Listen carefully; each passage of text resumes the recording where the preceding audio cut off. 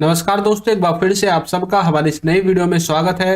और आज की वीडियो में हम कुछ डाउट्स को क्लियर करने वाले हैं जो कि कुछ बच्चों को होते हैं। जैसे कि उनको डाउट होता है बीन, बीइंग, आखिर कहाँ पर हम इनका यूज करते हैं और इनका सही सेंस क्या है।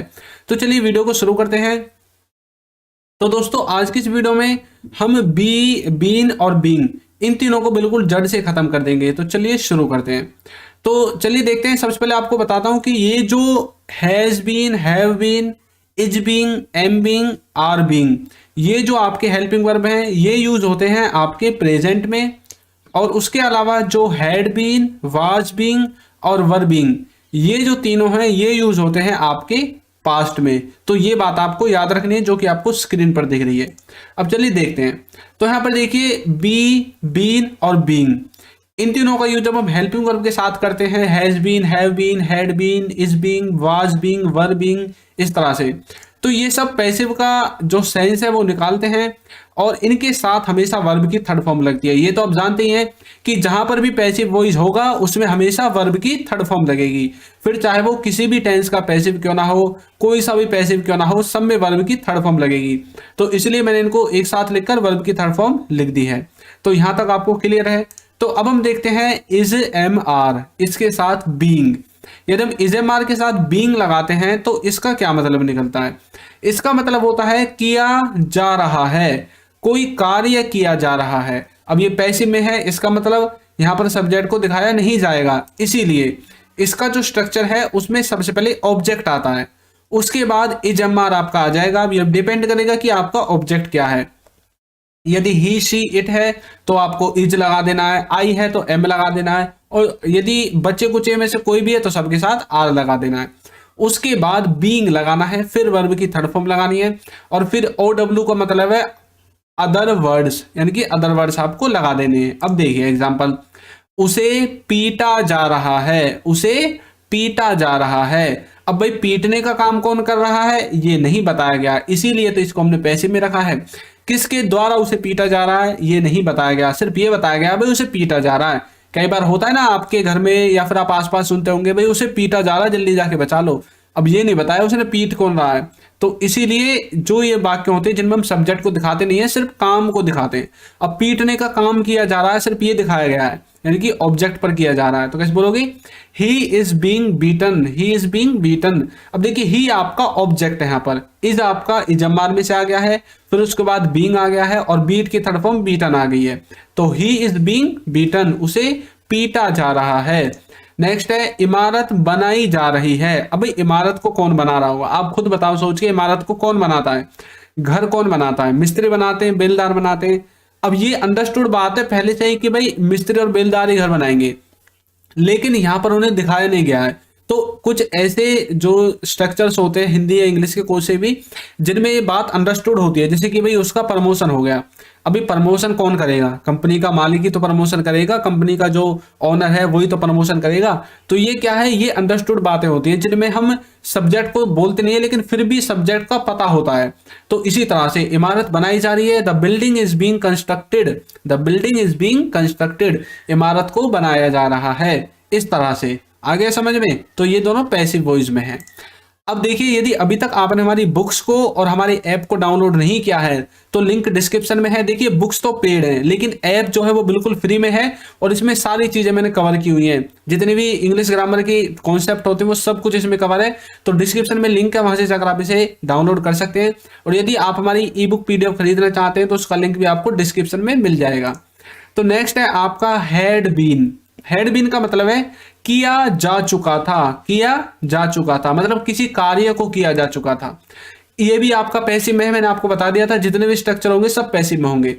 तो किसी के द्वारा कार्य को किया जा चुका था, तो यहां पर सबसे पहले ऑब्जेक्ट आएगा, फिर हैड बीन आएगा, फिर वर्ब की थर्ड फॉर्म, और फिर आपके OW यानी कि अदर वर्ड्स आ जाएंगे। देखिए काम को किया गया था, मतलब काम को किया जा चुका था या किया गया था, बात एक ही है।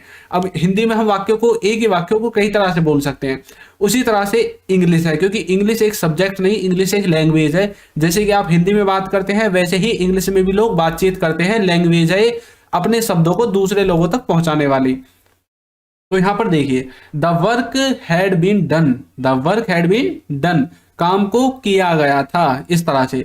तो ये जो वर्क है यहाँ पर ये ऑब्जेक्ट की तरह काम कर रहा है। उसके बाद हैड आ गया, फिर बीन आ गया, फिर डू की थर्ड फॉर्म डन आ गई। अब देखिए, उसे दिखाया गया था, उसे दिखाया गया था। अब ऐसा हो सकता है भाई किसी ने किसी को जबरदस्ती कोई मूवी वगैरह दिखा दी हो, कोई फिल्म वगैरह दिखा दी हो, जबरदस्ती कोई गाना दिखा दिया हो, या कुछ भी दिखा दिया हो जबरदस्ती, या फिर प्यार से कैसे भी। लेकिन हम ये नहीं बताना चाहते कि किसी ने दिखाया, सिर्फ ये बताया गया उसे दिखाया गया था, यानी कि उसने खुद ने नहीं देखा, किसी के द्वारा उसे दिखाया गया था। ये जो उसे है, ये उसे किसी व्यक्ति के लिए यूज नहीं हुआ है, बल्कि ये यूज हुआ है उस फिल्म के लिए। भाई उसे दिखाया गया था, उस फिल्म को दिखाया गया था, तो कैसे बोलोगे? It had been watched, it had been watched. तो मतलब उसे दिखाया गया था, उसे देखा है, ऐसा कुछ आप बोल सकते हैं। तो आपको समझ में आया। अब हम देखते हैं नेक्स्ट, हैज हैव के साथ बीन। यदि हम हैज और हैव इन दोनों के साथ बीन लगाएंगे तो कैसे बोलोगे? इसमें आपको मतलब बनेगा किया जा चुका है या फिर हो गया है। मतलब कोई काम किया जा चुका है या फिर कोई काम हो गया है, ये इसका सेंस निकलता है। इसका जो स्ट्रक्चर है उसमें सबसे पहले ऑब्जेक्ट, फिर हैज हैव, इन दोनों में से कोई एक। अब डिपेंड करेगा आपका ऑब्जेक्ट क्या है। यदि थर्ड पर्सन सिंगुलर है या फिर किसी व्यक्ति का नाम है तब तो आपको हैज का यूज करना है। यदि इसके अलावा कुछ और है तब आपको हैव का यूज करना है।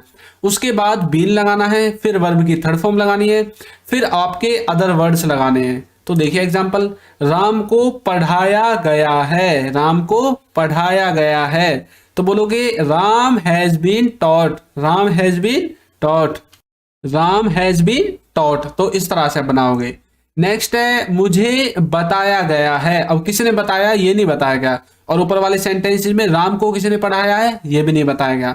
तो मुझे बताया गया है बोलोगे I have been told, I have been told, मुझे बताया गया है। अब यदि आपको उसका नाम भी लेना है, जैसे कि मुझे सीमा के द्वारा बताया गया है, मुझे राहुल के द्वारा बताया गया है, तो आपको ये जो टोल्ड दिख रहा है ना, इस टोल्ड के लास्ट में बाय लगाकर उस व्यक्ति का नाम लिख देना है। जैसे कि I have been told by Ram, I have been told by Seema, इस तरह से। मतलब मुझे राम के द्वारा बताया गया है, मुझे सीमा के द्वारा बताया गया है, इस तरह से। आ गया समझ में? इसी तरह से जैसे कि मैंने बोला था राम को पढ़ाया गया है। अब यदि आप बोलने लगे कि राम को उसके द्वारा पढ़ाया गया है, अब यहाँ पर बताया गया किसके द्वारा पढ़ाया गया है, तो आपको क्या करना है, ये टॉट है ना, जो टॉट के लास्ट में बाय लगाकर उसका नाम लिख देना है। तो Ram has been taught by him her, इस तरह से, या फिर किसी व्यक्ति का नाम आप जो भी लिखना चाहते हैं लिख सकते हैं। अब देखिए, वाज और वर के साथ यदि हम बीइंग लगाएंगे तो इसका क्या सेंस निकलता है? इसका मतलब होता है किया जा रहा था, किया जा रहा था, कोई कार्य पास्ट में किया जा रहा था। अब किसके द्वारा किया जा रहा था या फिर उसे कौन करवा रहा था, ये इसमें नहीं बताया जाएगा, क्योंकि सब्जेक्ट को हाइड किया जाता है और ऑब्जेक्ट को दिखाया जाता है। अब देखिए स्ट्रक्चर, इसमें आपको सबसे पहले ऑब्जेक्ट लगाना है, फिर आपको वाज और वर इन दोनों में से किसी एक का यूज करना है। अब वो डिपेंड करेगा कि ऑब्जेक्ट क्या है। फिर आपको बीइंग लगाना है, फिर वर्ब की थर्ड फॉर्म लगानी है, फिर OW यानी कि अदर वर्ड्स लगाने हैं। तो इस तरह से इसका जो स्ट्रक्चर है वो कंप्लीट है। देखिए, दूध बेचा जा रहा था, दूध बेचा जा रहा था, मतलब कोई कार्य किया जा रहा था। तो बोलोगे the milk was being sold, the milk was being sold, दूध को बेचा जा रहा था, इस तरह से। अब जैसे कि दूध को राम के द्वारा बेचा जा रहा था, तो बोलोगे the milk was being sold by Ram, इस तरह से। कमरे साफ किए जा रहे थे, कमरे साफ किए जा रहे थे। अब यहाँ पर जो कमरे हैं वो एक से ज्यादा हैं, यदि एक होता तो कमरा लिखा होता, तो कैसे बोलोगे?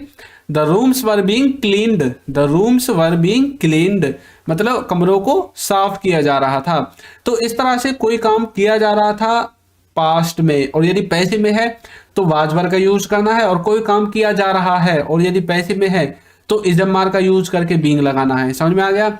और यदि कोई काम किया जा चुका था तो हैड के साथ बीन लगाना है, और यदि कोई कार्य किया जा चुका है तो हैज हैव के साथ आपको बीन लगाना है।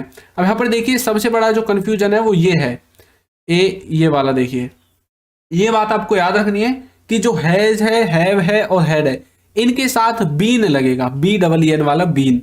और जो इज है, एम है, आर है, वाज है, वर है, इन सब के साथ लगेगा बीइंग, BEING, बीइंग।